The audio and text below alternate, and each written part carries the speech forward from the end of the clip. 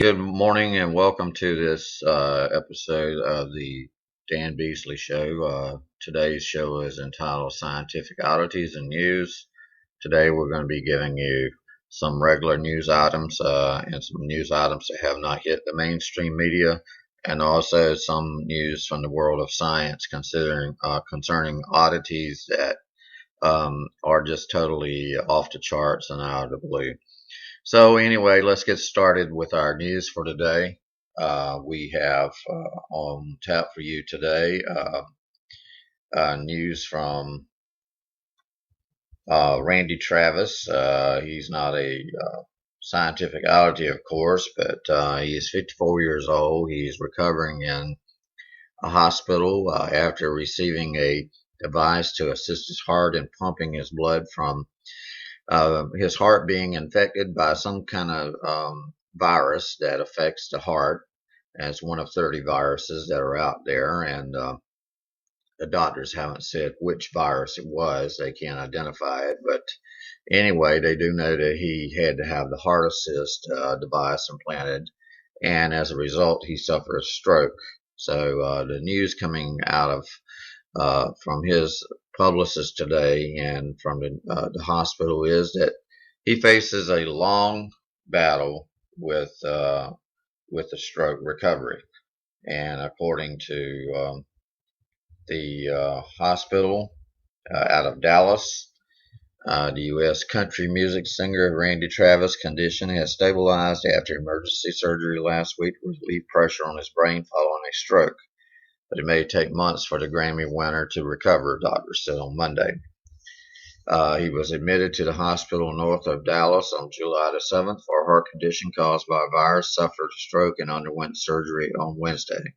He is awake and alert and interacting with his family and friends and beginning to start to do some early physical therapy. Dr. Gary Irwin, a pulmonologist in the hospital, said in a video conference for the Dallas-based Baylor healthcare system, where Travis underwent the surgery.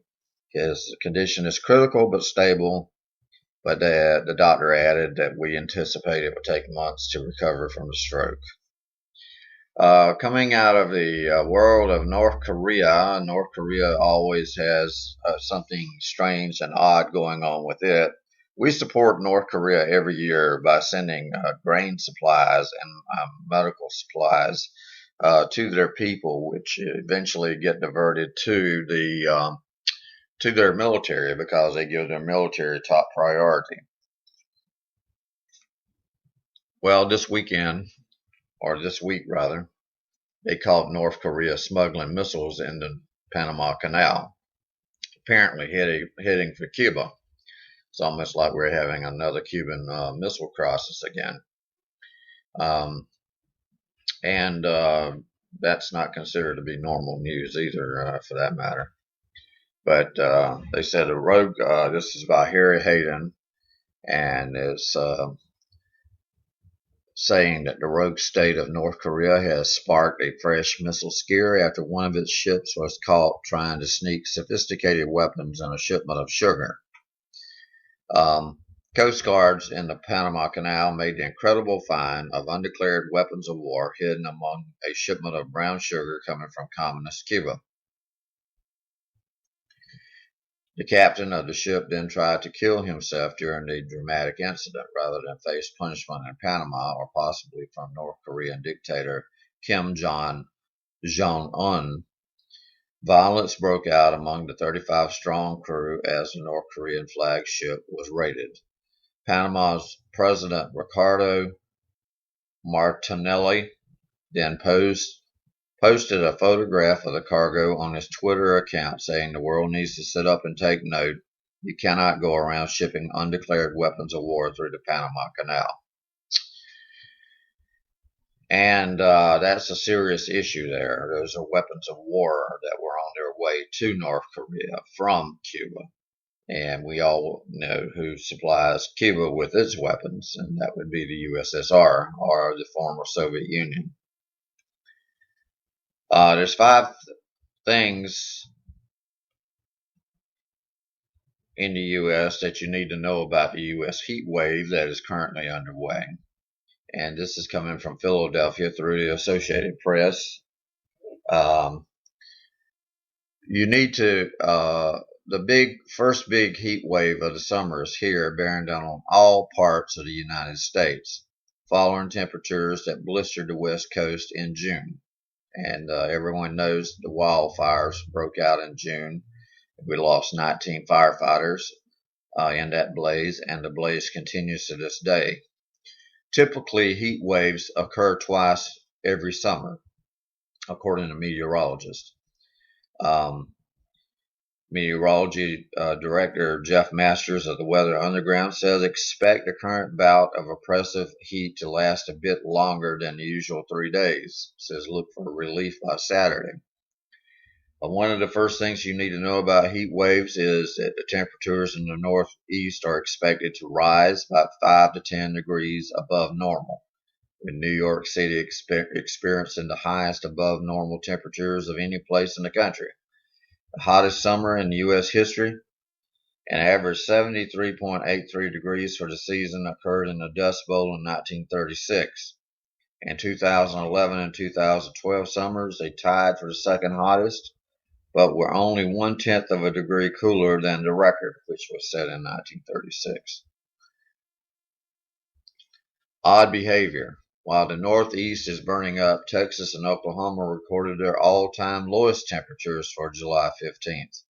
And in parts of Alaska, the readings were warmer Monday than parts of Texas.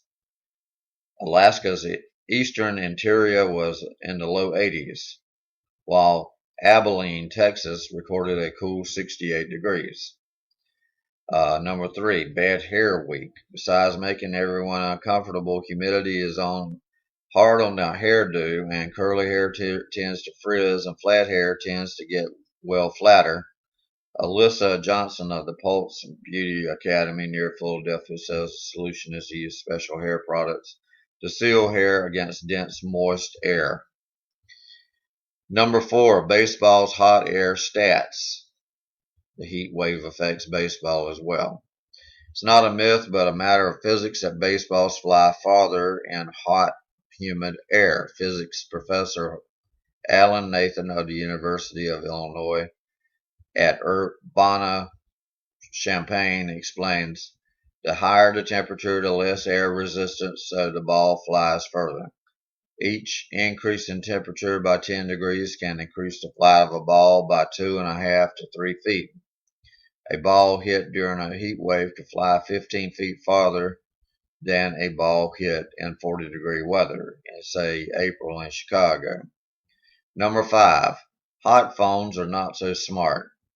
Most smartphones are designed to withstand extreme temperatures. Many of them shut themselves down when they sense too much heat. But the batteries that power the phones are still vulnerable. Engineer and Professor Yuri Gogotsi at Drexel University says that high temperatures can cause batteries to die faster than normal and can lower a battery's life expectancy.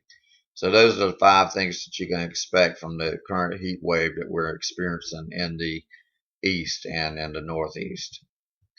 Our next news item is coming out of the world of faith, and it's talking about how the people on Mount Sinai, whenever they were leaving Egypt way back when the Israelites were leaving, they all saw God descend upon Mount Sinai and descended upon it with fire and smoke, and the smoke ascended as though the smoke of a furnace, and the whole mount quaked greatly, according to Exodus 19:18. That is something that you may want to look up in your Holy Bible and read about. It's in the news today. It says the 10 Commandments that were given there at Mount Sinai are not just for Jews, but for the entire world, according to Richard Rives. And he has a column on WND.com that you can read. It's called Just the Facts. Our next news item is about George Zimmerman. There's been a backlash and criticisms of George Zimmerman's trial and the outcome of it ever since it happened. Uh, the Zimmerman family itself fears that Obama is tapping their phones. The verdict isn't what the Obama administration wanted after sending the Department of Justice to interfere with the hearings and bussing in protesters and things of that nature. Eric Holder is responsible for that, but he answers to the president. Um, and they said the verdict isn't what they wanted, so now they're moving the goalpost, according to this article that's coming out of Florida from WND-TV. And It says the recent scandal revealing the Obama administration is listening to phone calls of ordinary Americans has apparently been noticed by the family of George Zimmerman, as they suspect their own communications are now being tapped. During an appearance of Fox News morning, Tuesday morning, George's brother, Robert Zimmerman, said, we do have concerns and always have of our phones being tapped, having our phones listened to by the administration or whomever, because George is now, as we know, continually the subject of an ongoing investigation. Robert Zimmerman also discussed the need for family members to stay safe in the wake of threats and violence since George was acquitted Saturday night in the death of Trayvon Martin. A lot of the things that we do are connecting in person, and that's how we've managed to stay hidden for so long. It's kind of old school, but it works.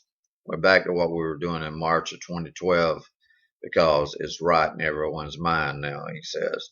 Despite the acquittal that George received in state court, Robert Zimmerman indicated that families were worried about special interest groups pressuring the U.S. Justice Department to seek federal charges. And George commented and said, I think Eric Holder is being pressured by some groups who were calling for initially just an arrest, that these people keep moving around, moving the goalpost, from the trial conclusion. The NAACP, Al Sharpton, the Rainbow Push Coalition with Jesse Jackson, he explained. So these people have come out of the woodwork, and they want their own form of justice, and they want to see their own form of justice executed rather than the law of the land, so to speak. So make your own decisions. You're intelligent people out there, and you, the American people, are more in touch with what should be and shouldn't be, and you're more in touch with what the justice system is about than these special interest groups. All they exist for is to stir up trouble and to cause problems. So moving on, we have a story coming out of Colorado. A Colorado town obviously is put out by the use of drones in their town, so they're considering licensing bounty hunters to shoot down drones.